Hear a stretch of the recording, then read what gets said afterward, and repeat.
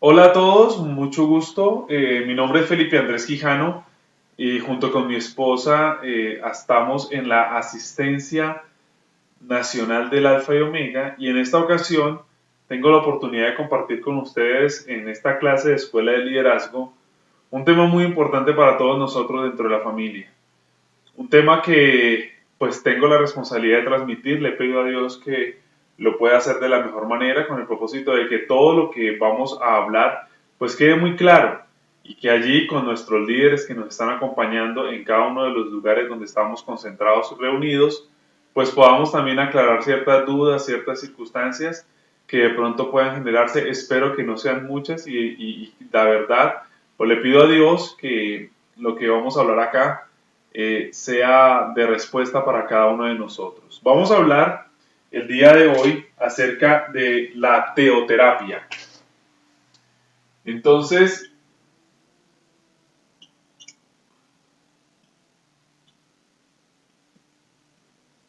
la teoterapia es un concepto que todos nosotros en esta familia pues hemos escuchado de muchas maneras a lo largo de mucho tiempo y en muchas circunstancias. Pero, ¿qué es la teoterapia? Quiero de antemano indicar que todo lo que, el fundamento de lo que estamos hablando, pues está aquí en este material, la teoterapia del amor, y de igual manera, todo lo que últimamente, pues hemos, en los cursos de actualización de misioneros, hemos recibido, todos los misioneros, desde la Dirección Mundial se les ha brindado una capacitación en estos términos de actualizar los conceptos, eh, perfeccionar los conceptos que tienen que ver con la teoterapia. La teoterapia es un concepto supremamente amplio y por demás también un regalo que Dios a esta familia le ha dado y que nos permite aún percibir, comprender y entender las verdades de Dios de una manera muy íntima y de una manera muy vívida en cada uno de nosotros. ¿Qué es la teoterapia? Bueno, la teoterapia, entre muchas definiciones, tiene que ver una de ellas con comprender qué es volver al diseño original. Eso lo vamos a explicar a lo largo de esta clase, pero quiero que tengan presente ese primer concepto. La teoterapia es volver al diseño original. También la teoterapia es el tratamiento de amor de Dios al ser humano. La teoterapia es un tratamiento. Teo, Dios, como nos lo han explicado muchas veces, y terapia, tratamiento. La terapia es el tratamiento de Dios a lo profundo de nuestras vidas, a donde no llega un fisioterapeuta cuando nuestro cuerpo se ve afectado por alguna dolencia o por algún impasse, donde no llega un psicólogo con una terapia psicológica cuando de pronto hemos vivido o sufrido algún impacto emocional. La teoterapia es el tratamiento de Dios partiendo desde el espíritu, y esta palabra es importante, parte, el tratamiento inicia en el espíritu de cada uno de nosotros y va transmitiéndose al resto de nuestras vidas, devolviendo la funcionalidad perfecta con la cual cada uno de nosotros ha sido y fue diseñado. La teoterapia es un proceso en ese sentido también. Hemos dicho que es volver al diseño, que es un tratamiento, pero también es un proceso crítico porque tiene que ver con nuestras vidas. La teoterapia es para nosotros, para sus hijos, para el ser humano, es el propósito de Dios con el ser humano, pero también en ese sentido es un proceso crítico, pero es un proceso progresivo y ascendente. ¿Progresivo en qué sentido? En el que poco a poco nuestras vidas, a lo largo y a la luz de la teoterapia, va experimentando la respuesta que necesitamos. Vamos tomando verdades, interiorizando verdades, creyendo, obedeciendo y poniendo en práctica ciertas cosas que Dios a través de su palabra nos enseña, pero también ascendente porque cada vez el Señor nos va llevando de lo bueno a lo mejor y de lo mejor a lo excelente. Por eso la teoterapia es un proceso crítico porque tiene que ver con nosotros, progresivo porque no es inmediato y ascendente porque vamos cada vez a lo mejor. ¿Por qué es importante? Una cosa es qué es la teoterapia, otra cosa es por qué es importante. ¿Por qué es importante la teoterapia? Pues la teoterapia es importante porque busca nuestra renovación, está detrás de nuestra restauración. La teoterapia lo que pretende es restaurar nuestras vidas.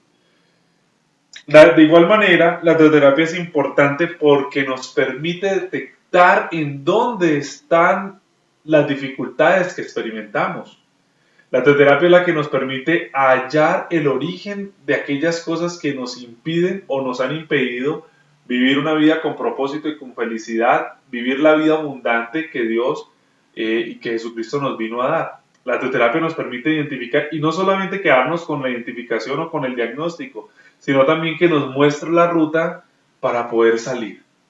Esto es supremamente importante, queridos muchachos, hijos de Dios. ¿Por qué? Porque es que estamos hablando de nuestra vida y con nuestra vida no podemos jugar. Estamos hablando de nuestra vida, una sola que tenemos, y en ese sentido lo que vamos a transmitir precisamente pues es de suma importancia porque tiene que ver y atañe con cada uno de nosotros. Y también la teoterapia es importante porque nos transmite, o porque no solamente la teoterapia transmite conceptos, no solamente vamos a transmitir conceptos, lo que vamos a transmitir a través de la teoterapia y lo que transmite la teoterapia es vida. ¿Cuál es, qué es, por qué es importante? Y el qué de la teoterapia, ¿cuál es? El qué de la teoterapia. El qué de la teoterapia es poder experimentar el amor de Dios a nuestras vidas. La teoterapia es un camino de doble vía. Y todo esto que estamos diciendo, pues lo vamos a aterrizar. Esta es apenas una introducción para el desarrollo completo del tema. Pero cuando digo que es de doble vía, me refiero a que la teoterapia es la expresión y la manifestación y el tratamiento de amor de Dios para mí, pero esa es una vía. Pero la otra es de mí hacia Él, la respuesta de fe. Dios me ama y yo debo creerlo. Dios me da una instrucción y yo debo obedecerla. Dios me da una promesa y yo debo caminar en ella. O sea, es de doble vía. La teoterapia tiene que ver con eso. Tiene que ver con cómo yo o cómo cada uno de nosotros como hijos de Dios nos relacionamos con nuestro Padre. La teoterapia tiene que ver también con nuestra identidad. Porque la teoterapia es la que nos permite comprender qué somos y quiénes somos para Dios. ¿Cuál es la razón de ser de nuestras vidas? Entonces, como ustedes pueden apreciar o escuchar, estamos hablando de unos conceptos que son bien amplios, que son muy importantes y que yo estoy seguro a todos nosotros nos van a ser de mucha utilidad. Entrando entonces en materia, la palabra de Dios nos dice en primer libro de Tesalonicenses 5:23, un pasaje que todos hemos conocido.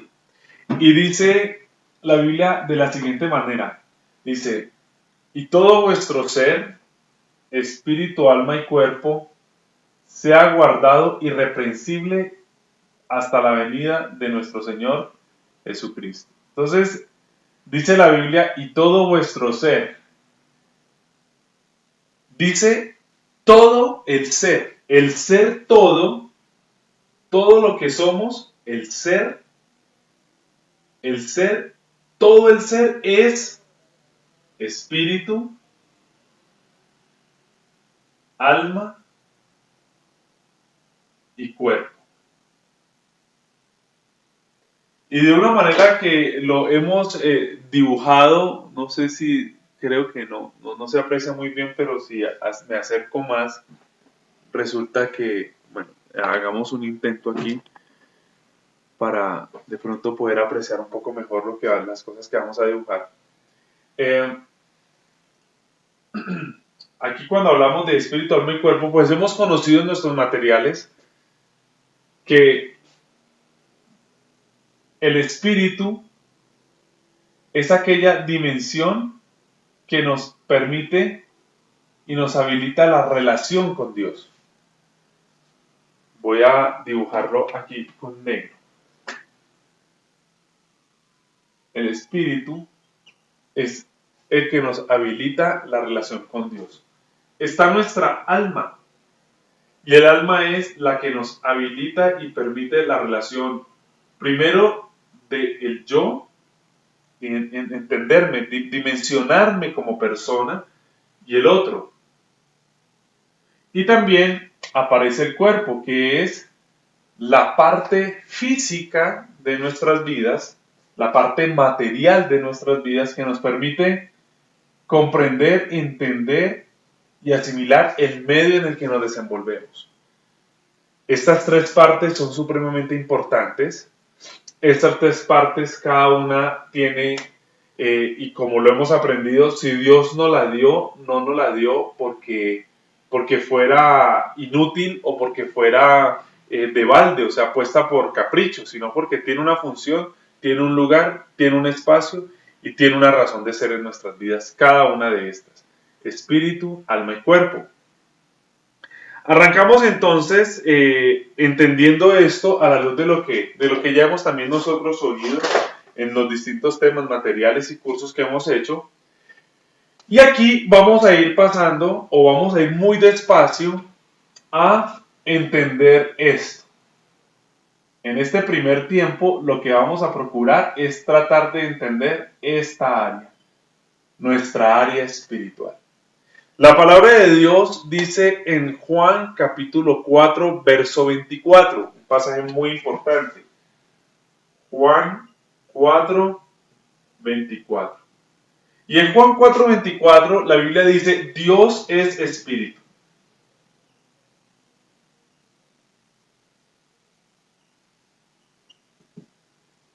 De igual manera, la Biblia dice en el libro de Corintios, ustedes pueden buscar la cita a la luz de la concordancia, pero la Biblia dice en el libro de Corintios que el hombre natural no percibe las cosas de Dios porque para él son locura. Más bien es el espíritu el que acomoda lo espiritual a lo espiritual. ¿Qué quiere decir este pasaje? Que una persona cualquiera, que en este espíritu no mora Cristo, que no ha aceptado a Cristo en su corazón, es una persona que no puede comprender, que no puede entender a Dios porque Dios es espíritu. Es como lo que calza. Dios nos hizo a nosotros a su imagen y semejanza y tenemos que entender que cuando nos hizo a su imagen y semejanza, lo que hizo fue hacernos en nosotros, crearnos en nosotros o nos creó como espíritu, ¿ya? Y nos dio una dimensión a través de la cual nosotros podamos relacionarnos con él. Aquí aparecen tres palabras: crear,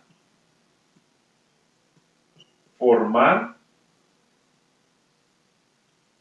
y hacer, para que no nos vamos a confundir. ¿Cuándo nos creó Dios? A ti y a mí y a todos. ¿Nos creó? ¿Cuándo? Pues Dios nos creó antes de la creación. Porque al sexto día, en el sexto día, Dios terminó toda la obra de la creación y al séptimo día descansó, entró en el reposo. No es que estaba cansado Dios, sino que entró en el reposo de haber experimentado la satisfacción de haber hecho todo tal cual, como Él lo pensó, en la perfección de como Dios lo pensó. Entonces, en la creación todos estamos y todos fuimos creados por Dios desde la creación. ¿Cuándo fuimos formados? Cada uno de nosotros fue formado desde el momento de la concepción, desde el momento en el que fuimos concebidos. La edad de nosotros es el tiempo desde el cual fuimos formados. Si yo hoy tengo 41 años, entonces, si bien es cierto, yo fui creado en la creación, en el Génesis, fui formado en el vientre, esto es en el Génesis, fui formado en el vientre hace en mi caso 41 años. ¿Y qué es lo que Dios hace? ¿Qué es lo que el verbo hacer? Nos ha hecho hijos de Dios. Juan capítulo 1, verso 12. Mas a todos los que le recibieron y a los que creen en su nombre les dio la potestad de ser hechos hijos de Dios. ¿Esto hace cuánto fue? ¿Hace cuánto se generó y se produjo nuestro segundo nacimiento? Nuestro nuevo nacimiento. El nuevo nacimiento en nuestras vidas. Bueno, desde el momento o en el momento en que aceptamos a Cristo en el corazón. Entonces, este hacer se dio cuando fuimos hechos hijos de Dios porque aceptamos a Jesucristo en nuestro corazón. Espero que hasta ahí, de cierta manera, estemos un poco claros. Esto es simplemente un abrebocas acerca de lo que vamos a estudiar. Entonces, estamos diciendo, retomando, que Dios a todo ser humano lo hizo así porque a toda la creación se la pensó así. Dios se la pensó así, con espíritu, con alma y con cuerpo. A cada uno nos pensó de esta manera. ¿Estamos? Ahora, ¿qué es lo que sucedió? Tenemos que comprender que aquí hubo una circunstancia que alteró el diseño. Entonces,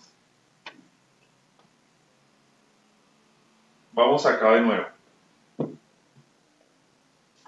¿De qué gozaba el hombre en el Génesis en su espíritu? Pues el hombre gozaba de vida. ¿Por qué gozaba del hombre de vida? El hombre gozaba de vida porque estaba con Dios. Y Dios era la vida. Dios es la vida. ¿Ya? De Él nació, produjo, Él propició la vida. Él hizo toda la creación la hizo de una manera ordenada, de una manera sistemática, de una manera calculada, para que la vida fuera sostenible. Él no hizo al hombre antes de tener un espacio y un entorno en el cual el hombre pudiera vivir. Primero hizo y desarrolló el entorno para que el hombre pudiera vivir. Entonces, el hombre y en su relación con Dios, ¿qué experimentaba? Vida. En su alma, ¿qué experimentaba el hombre? Pues el hombre en su alma experimentaba satisfacción. ¿Por qué? Porque el hombre y la mujer experimentaban compañía, experimentaban propósito. ¿Cuál era la compañía? Pues el uno para el otro. ¿Cuál era el propósito? Disfrutar la vida. Dios nos hizo precisamente y nos creó para el gozo y para el disfrute de la vida.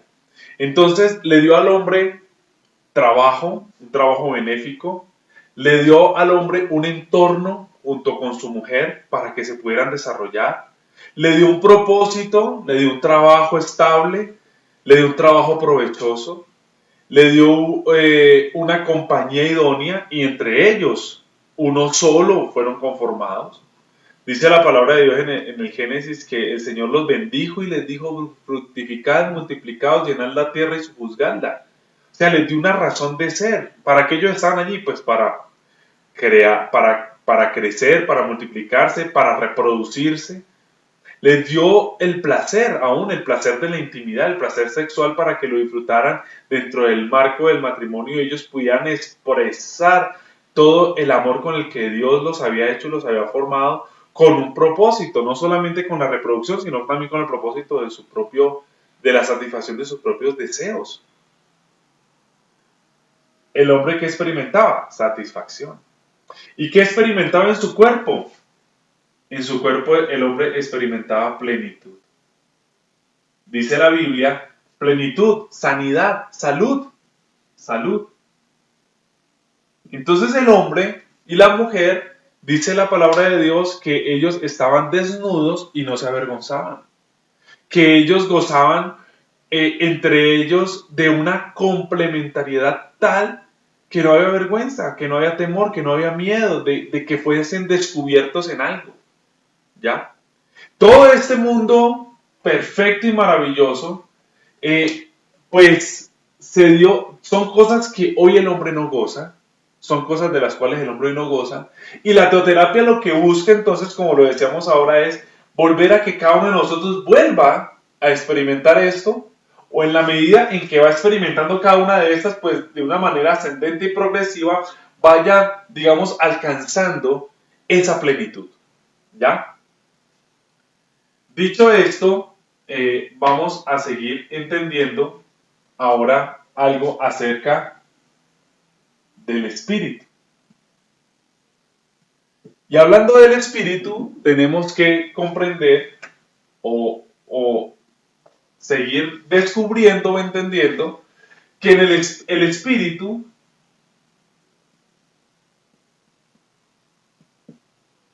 con el que Dios a ti y a mí nos hizo, tiene unas funciones. Y la primera función del espíritu es la intuición. La intuición. ¿Qué es la intuición? La intuición es una facultad, es una función de nuestro espíritu que tiene una razón de ser. Y la razón de ser de la intuición, porque aquí nos vamos a quedar un buen rato, la razón de ser de la intuición tiene que ver con la capacidad de percibir las manifestaciones de Dios. Ese es el propósito de Dios. Nos dio un espíritu para podernos relacionar con Él. Nos dio la llave, es como haber colocado dentro de nosotros un puerto. Si el ejemplo cabe, si fuésemos nosotros un ordenador, un computador y tuviésemos un puerto, ¿ya? Y la tecnología de Dios es increíble y nosotros tenemos el puerto para comunicarnos, para tener interacción con Él. Ese puerto se compone de una facultad y es la intuición. La intuición es la capacidad que nuestro espíritu tiene para percibir las manifestaciones.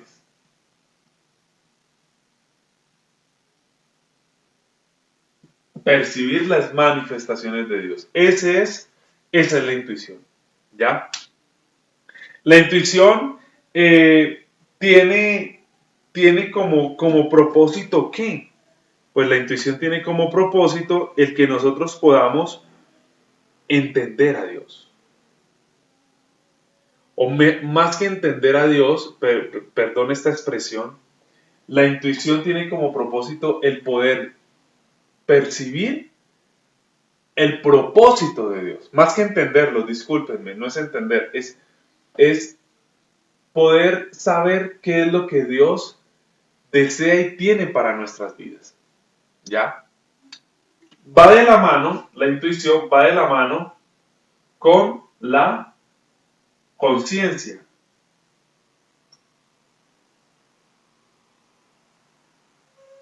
Aquí de a poco vamos a ir entrando a otros temas.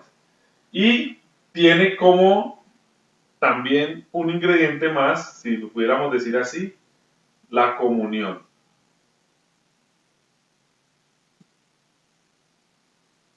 Entonces, la intuición me permite percibir las manifestaciones de Dios.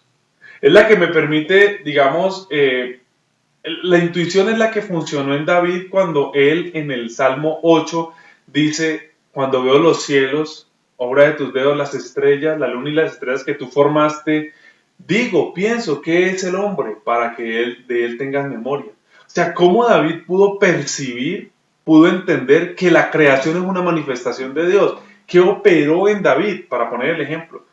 David no entendía cómo fue creado los cielos y la tierra, no lo entendía. ¿Ya? Por eso quitamos la palabra entender a Dios.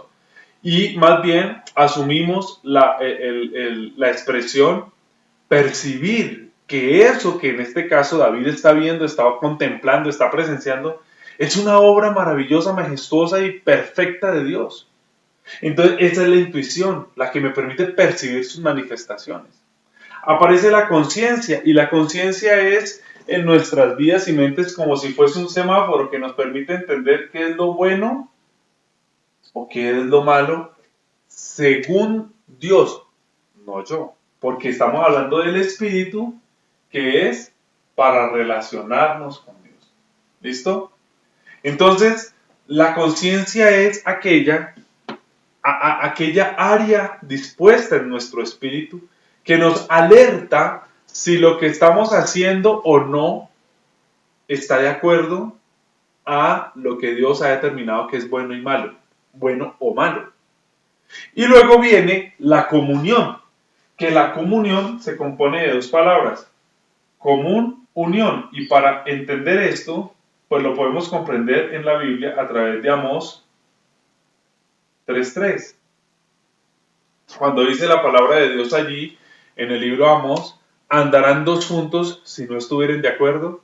La respuesta está dada en la misma pregunta. Pues no, ¿cierto? No es posible que dos personas que no están de acuerdo estén juntas, porque el uno querrá ir para un lado y el otro para el otro, ¿cierto? Y llegará un momento en el que pues van a romper esa unidad, porque cada uno va tras sus propios propósitos. Entonces la comunión es esto. La común unión es tener, o es la parte o la función de nuestro espíritu que nos invita, que nos exhorta, que nos anima a andar en los caminos o en los propósitos de Dios de acuerdo a lo que Él ha considerado que es bueno o que no lo es. Cuando nosotros analizamos y vemos esto y vamos a la Biblia, en el libro de Génesis, capítulo 1 y capítulo 2, Génesis 2 y Génesis 3, nos encontramos con algo y nos encontramos con lo que significó y significa en la relación, porque el Espíritu para relacionarnos con Dios, en la relación que habían establecido que habían establecido Adán y Eva con Dios. Dios los creó, los formó, ¿cierto? Y en ese momento dice la Biblia que los colocó en un lugar llamado Edén. La palabra Edén significa deleite. Los puso en un lugar llamado Edén y allí en ese lugar les dio una serie de instrucciones y vamos a colocar aquí una palabrita que luego las vamos a traer. Instrucciones. Instrucciones. Las instrucciones son para ser obedecidas. Y las instrucciones las da una autoridad.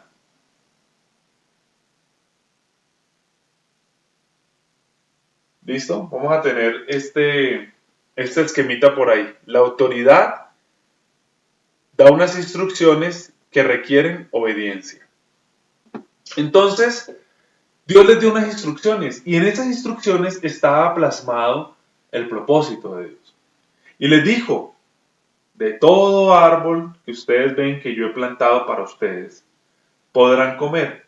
Mas hay uno, y es lo que a veces no hemos entendido, hay un árbol que no les pido, no van a comer, les instruyo, les ordeno, no van a comer. ¿Y es el árbol cuál? Dice la Biblia, el árbol de la ciencia. ¿Qué significa ciencia? Significa el conocimiento. O con esto, conocimiento del bien y del mal. El árbol del conocimiento de la ciencia del bien y del mal. Y es más, dice Dios, porque el día que ustedes de este árbol coman, ciertamente morirán. Ciertamente morirán.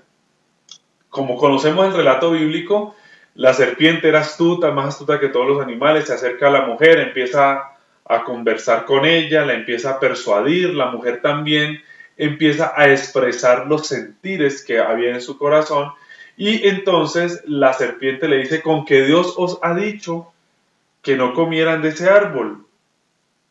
Entonces la mujer le contesta y le dice que sí, que ni siquiera lo pueden tocar. Y la serpiente le dice, no, eso no es cierto. O sea, no es tan verdad lo que Dios les dice. Claro, empezando a sembrar la duda, la incredulidad, empezando a sembrar el que, desde ahí viene a veces cuando el que a nosotros nos dicen no y mal lo queremos hacer como que con la prevención de que si nos dicen que no es porque nos están negando algo que sí es bueno. Y entonces la mujer dice, sí, no lo podemos ni tocar. La serpiente le dice, Lo que pasa es que Dios sabe que cuando ustedes coman de ese árbol serán abiertos vuestros ojos y tendrán conocimiento también del bien y del mal. Ante eso, la mujer come, le da al esposo, a Adán come, dice la Biblia que son abiertos los ojos de ellos y se dan cuenta que estaban desnudos. Ellos ya estaban desnudos hace rato y no se avergonzaban, dice la Biblia en el capítulo 1 de Génesis. Pero en este capítulo lo que vieron les dio vergüenza, les dio pena, se sintieron mal y quisieron cubrirse. Ellos no se cubrían, ellos quisieron cubrirse. ¿Qué es lo que sucedió? Lo que sucedió aquí, y obviamente también tenemos que entender que ellos comieron y no se murieron. O sea, ellos no se murieron en términos de que su corazón dejó de palpitar. Y entonces ahí simplemente empezaron a chapalear como cuando un pez sale, cuando un pez es sacado del agua y empieza allí a revolotear. No, a ellos no les pasó eso, ¿cierto? ¿En qué consiste el que el Señor les haya advertido y les haya dicho, ciertamente morirás? Pues aquí tenemos que comprender, y esto es obviamente claro, que la muerte, si se lee, no se lee, pongamos en negro. A ver, de pronto se lee un poquito más. La muerte significa separación.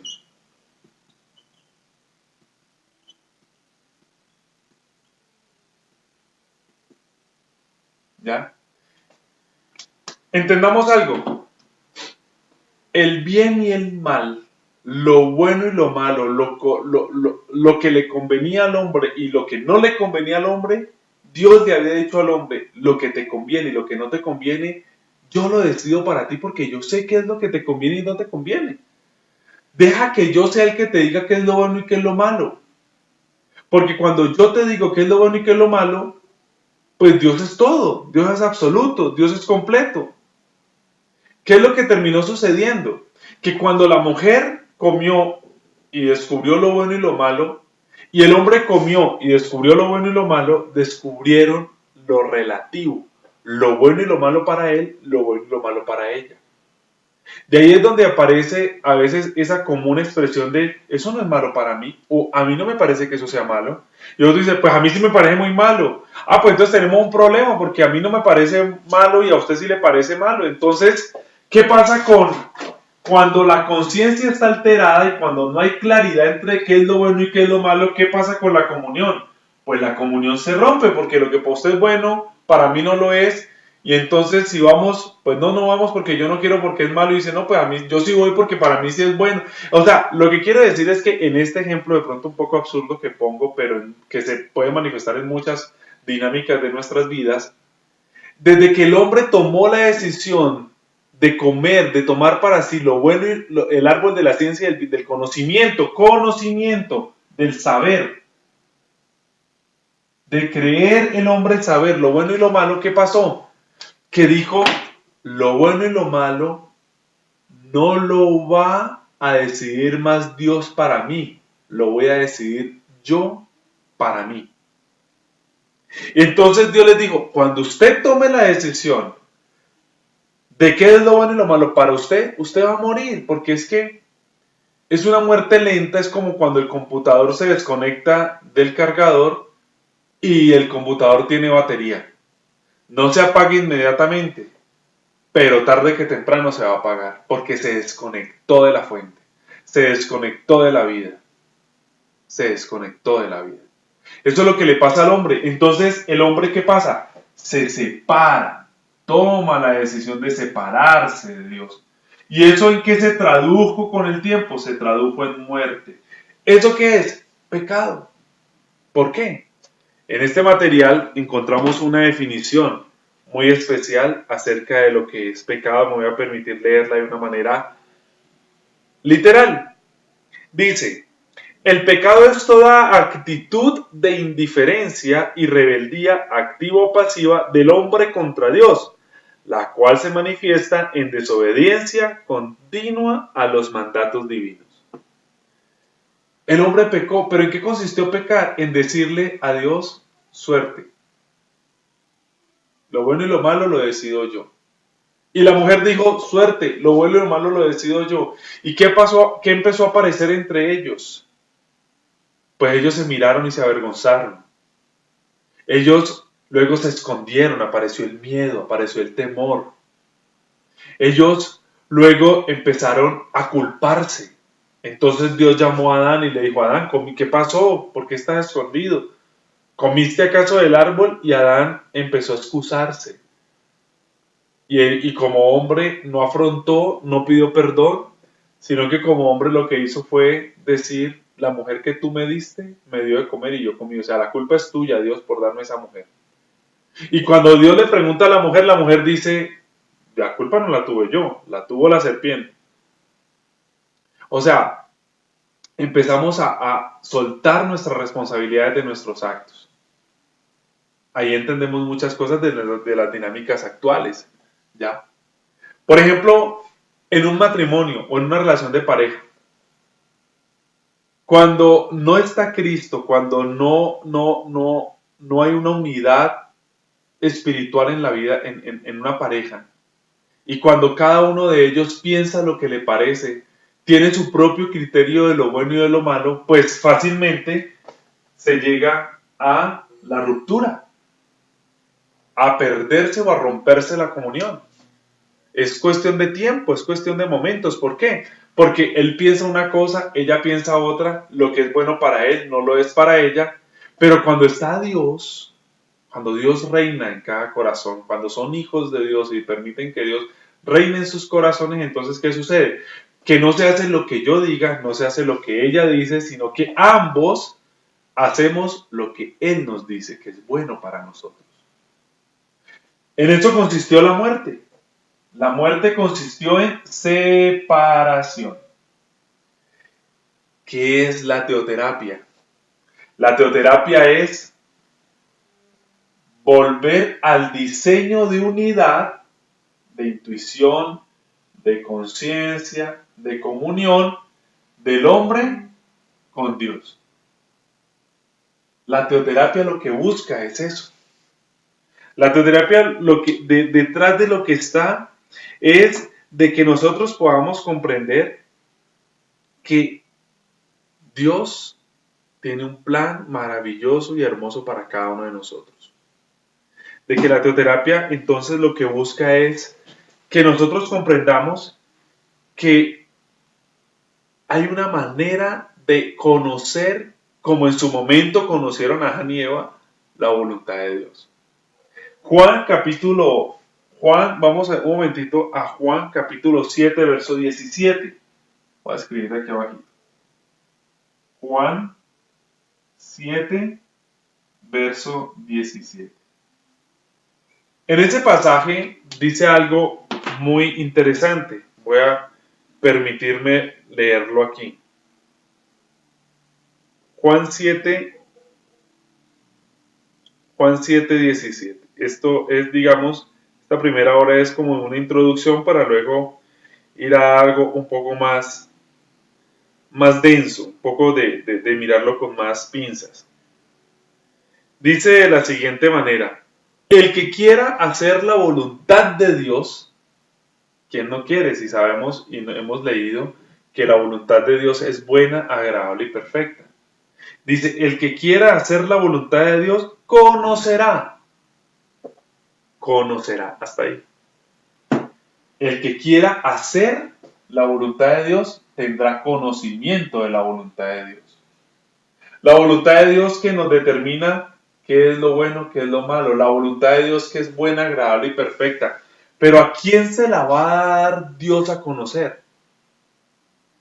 Según el pasaje, en palabras de nuestro Señor Jesús, Él se la da a conocer a aquel que la quiera hacer.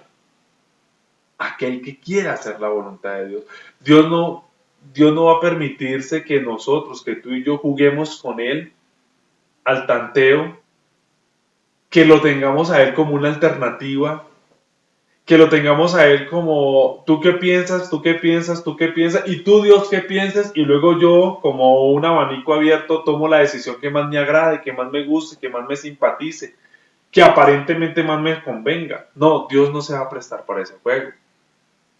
Dios, el que quiera hacer su voluntad y quiera descubrir cuán buena, cuán agradable y cuán perfecta es esa voluntad, Él se la va a dar a conocer a aquel que la quiera hacer. Entonces ahí nuestra oración puede cambiar inclusive. Porque a veces oramos pidiéndole a Dios, Señor, muéstrame tu voluntad. Y Dios me dirá, ¿pero usted me quiere hacer caso? ¿O usted quiere tener mi voluntad y quiere saber qué es lo que yo quiero para que lo tenga como una alternativa? Si es así, no. Porque yo se la voy a conocer si usted la quiere hacer.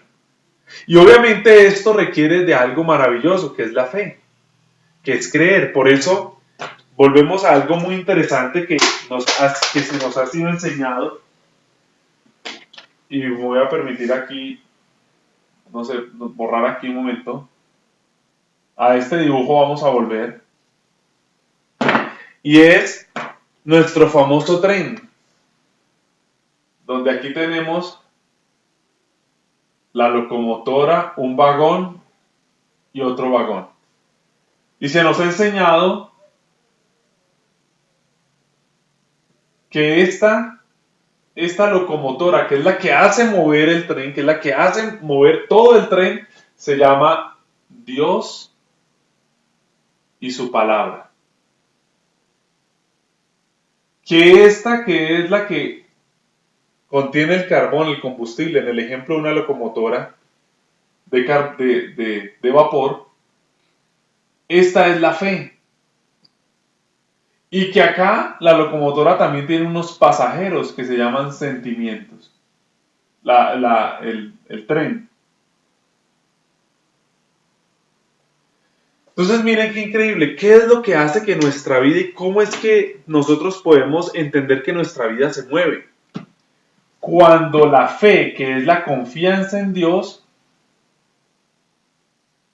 está puesta en la Biblia, que son los hechos de Dios.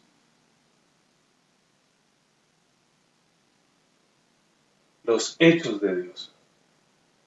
Aquí tenemos sentimientos, emociones, pero las emociones son variables, porque hoy queremos, hoy, mañana no, si salió el sol estamos felices, si llovió nos entristecemos, bueno, así se mueven las emociones de algunos, las emociones de otros se mueven de acuerdo al dinero, las emociones de otros se mueven de acuerdo a la compañía, si están solos están tristes, si están en compañía están contentos, y así a veces tristemente es como se mueven sus vidas, de acuerdo a las emociones, ¿cierto? A veces sí, a veces no, a veces sí, a veces no.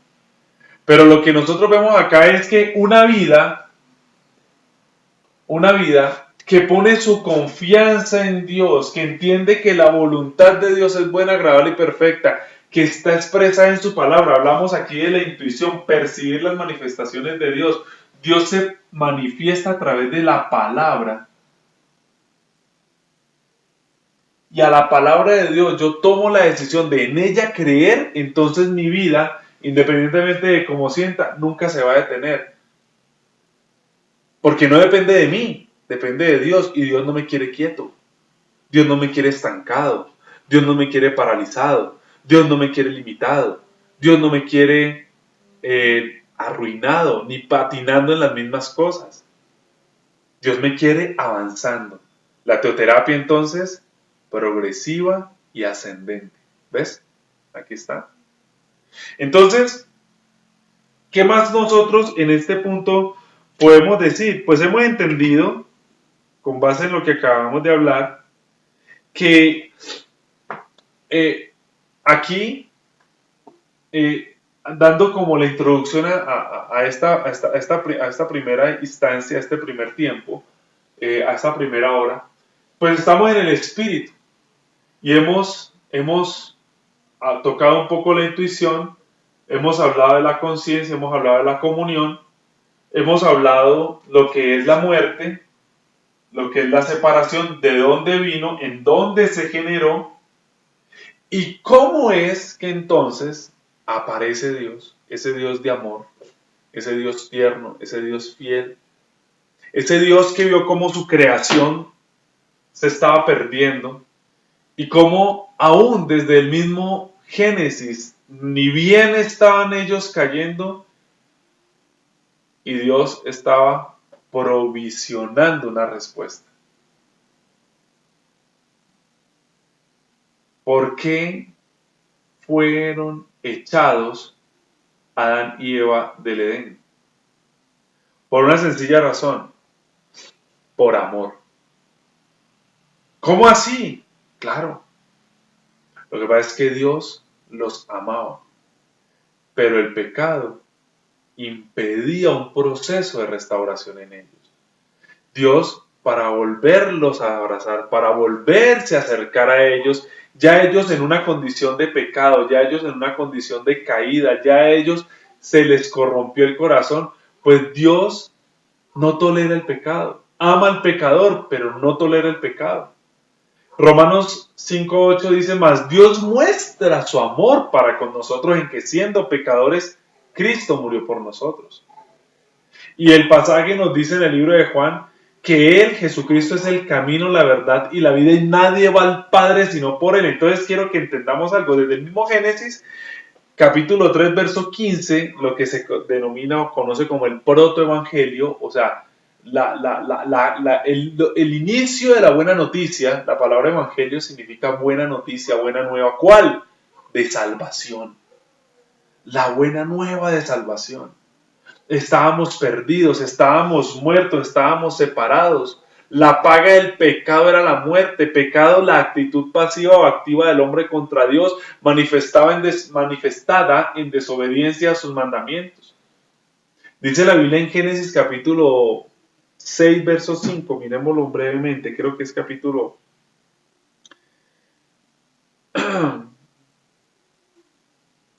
dice la Biblia que todos los designios, en el capítulo 6, dice la Biblia que, verso 5, y vio Jehová que la maldad de los hombres, la maldad, se generó la maldad, apareció la maldad, el mal en el hombre, se gestó.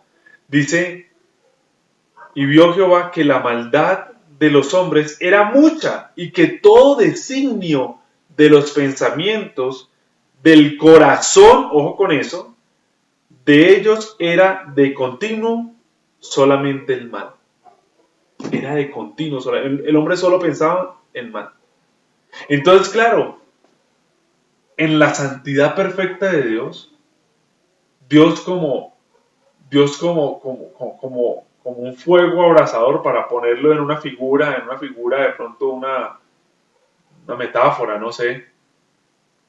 Dios va a acercarse a Adán y a Eva y está en pecado, se los consume, no porque quiera consumirlos y acabarlos, sino porque ya la condición de Adán y de Eva cambió por el pecado. Entonces, ¿qué hubo que hacer? Sacarlos de su presencia para que su presencia no los consumiera y empezar a propiciar un plan de restauración, un plan de salvación. Lo calculó desde Génesis. Dios hizo el primer sacrificio en amor al hombre. Cuando el hombre cayó, trató de proveerse a sí mismo y su provisión fue insuficiente, fue escasa, fue limitada, se tapó con hojas de parra, dice la Biblia, con unas hojas, con unos vegetales. Y Dios hizo el primer sacrificio, del cual sacó pieles para vestirlos, demostrando una vez más su deseo de proveer protección, cuidado, cobijo al hombre por amor. Esto lo vamos a desarrollar de una mejor manera en la segunda hora. Entonces, ¿con qué nos encontramos aquí? Para devolvernos un poco, vamos otra vez acá a la intuición. A la intuición. Aquí en la intuición estamos en la intuición, estamos en el espíritu del hombre, aquí en la intuición. Yo había cancelado aquí la conciencia, la comunión. Y tenemos aquí la intuición. ¿Se acuerdan cuando dijimos que el espíritu, Dios es espíritu? Dice luego también la Biblia que el natural no percibe las cosas de Dios porque las cosas de Dios se han de discernir espiritualmente. La intuición es la que nos permite discernir. Discernir es como descubrir, como entender. Discernir es como cuando le tapan los ojos a un niño y le ponen una venda y adelante ponen distintas mujeres. Y él solo con sus manos palpa las manos y el rostro de la madre y dice, esta es mi mamá. Lo discierne, no lo está viendo, pero lo discierne, lo entiende. Esta es porque huele, porque la siento, porque hay un pálpito, hay una experiencia también muy conocida cuando los niños nacen. Los bebés vienen de estar 9 meses escuchando el latido del corazón de su mamá.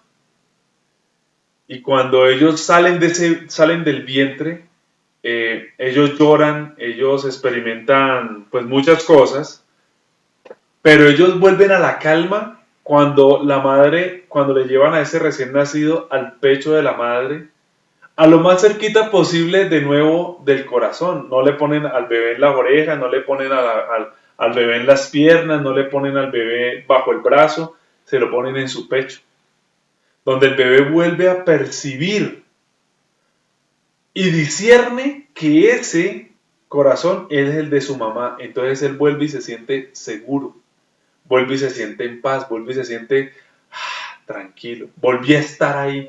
Me habían separado, me habían apartado, me entré en llanto porque sentí que pues, el cordón umbilical, la vida, y se cortó. Bueno, él vive ya de otra manera, hay un cambio allí increíble fisiológicamente hablando, eso es una maravilla, es una cosa pues, muy hermosa todo el proceso, aún físico-químico que se da en los bebés, cuando ellos ya dejan de alimentarse por el cordón umbilical y empiezan a respirar, porque ellos pues en el vientre están en medio del líquido amniótico y alimentados por la placenta, y luego tienen que desmamar del pecho de su madre.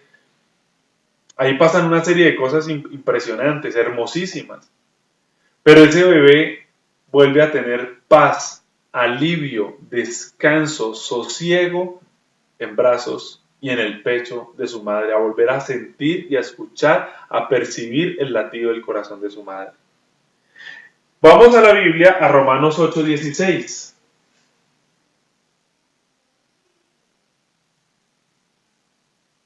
Para seguir entendiendo más acerca de qué es la teoterapia, porque de pronto nos hemos quedado con lo básico, ¿ya? Pero vamos a profundizar un poco más acerca de qué es la teoterapia. Entonces la Biblia nos dice en Romanos capítulo 8, verso 16, el espíritu con E mayúscula, el espíritu que es el espíritu de Dios, el espíritu mismo, ¿da qué? Dice, da testimonio a nuestro espíritu, a mi espíritu, al nuestro, al humano, al espíritu del hombre o de la mujer, es obvio, ¿cierto? De que somos hijos de Dios. O sea, le da a entender a este hombre que tiene una identidad.